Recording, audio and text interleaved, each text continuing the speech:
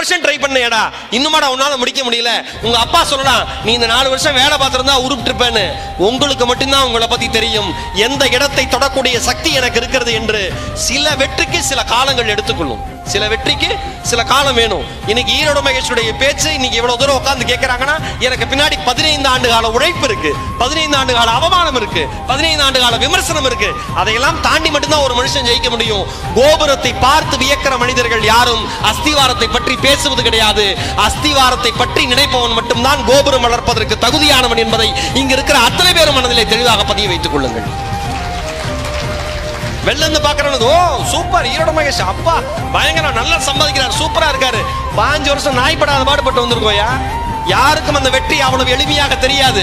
ஒரு விஷயம் நம்மால எல்லாம் வச்சிருக்கான், அவன் படிச்சு அவன் ஜெயிச்சு அவன் உழைச்சு அவன் வாழ்க்கையில சக்சஸ் ஆயிட்டானா அதுக்கு பேர் உழைப்பு.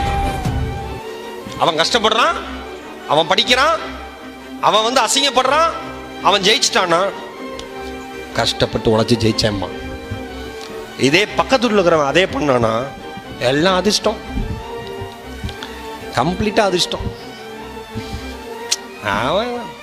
பாருங்க எவ்வளவு நாள் வருவான்னு பாருங்கம்மா. வீடு கிரகப்பிரவேசத்துக்கு ஒருத்தனை கூப்பிட்டுருக்கேன், அவன் சொல்றான் பில்டிங் ஸ்ட்ராங்கா இருக்கான்னு பாத்தீங்களாங்கிறான். கூப்பிட்ட முதல் நாள் எவ்வளவு எண்ணத்துடைய மனிதரை நான் கூப்பிட்டுருக்கேன் பாருங்க. நான் சொன்னேன் அதுக்கு இங்க மட்டும் நிக்காதீங்க சார், எப்ப வேணா கல்லூடு உண்ணேன்.